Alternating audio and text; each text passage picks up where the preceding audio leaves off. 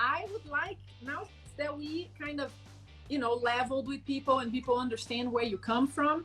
I want to I want to teach people something. So give them some information coming from you about a few key points in nutrition, and not only in nutrition, but in the connection that bread gives us with ourselves and with our minds and our soul too. So I really talk a lot about that when I'm talking.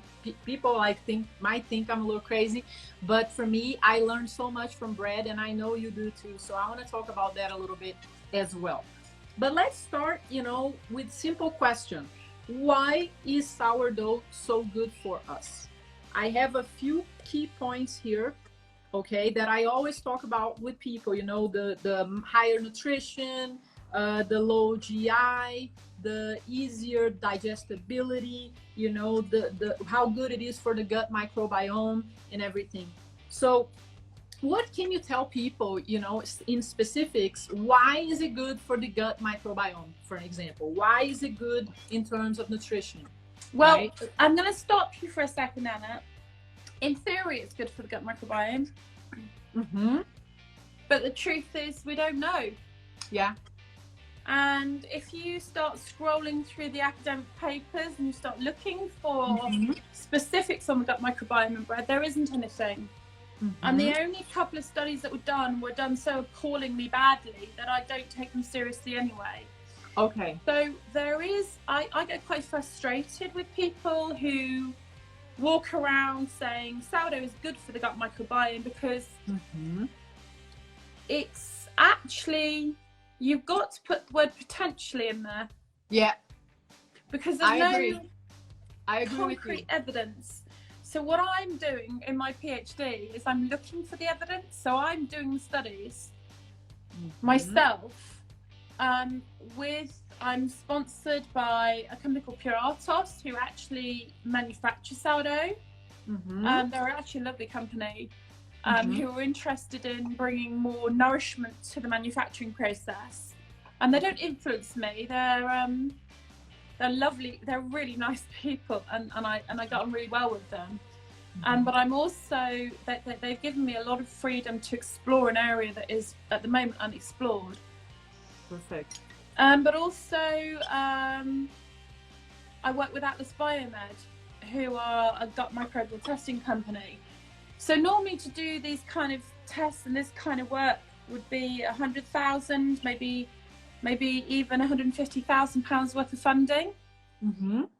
So I have help and sponsorship from these, companies to do that, and maybe more, because you have to have a laboratory to decide what's in the starter, to look at the kind of different yeasts that are in there, how they behave. So you can't, it's not just a matter of sourdough. Yeah. What kind of sourdough? So I was just on the phone to Rob Dunn before I spoke to you, hence why my hair's straight back and I've got my glasses on, not my glam side. I'm actually quite academic today. This is me on an academic day. Beautiful. Head in the studies. And I was talking to Rob Dunn about some of his work, and he's been looking at the different relationships between the wild yeast and the lactic acid bacteria. So not all sourdough, you can't just blanket say sourdough is good for you. You then have to start looking at sourdough isn't just sourdough. Which yeast do you have? Which lactic acid bacteria do you have? What's the pH? How long did you ferment it for? What kind of flour are you using? Yeah. What kind of fermentation? An ambient fermentation or a retarded fermentation? So I think these blanket statements by people drive me a bit doolally. I don't know. Do you have doolally in Brazil? No, but I understand what you're saying. No, and crazy. I'm gonna tell people. Yeah, I know. It's not. It's like it could be, but it's not exactly it. And also, there are conditions, right? There are conditions that need to be met in order for you to. I think you have to be very careful what you claim. But if you translate that, I will tell you what you can say. So if you Perfect. what I can tell you. Perfect. Okay.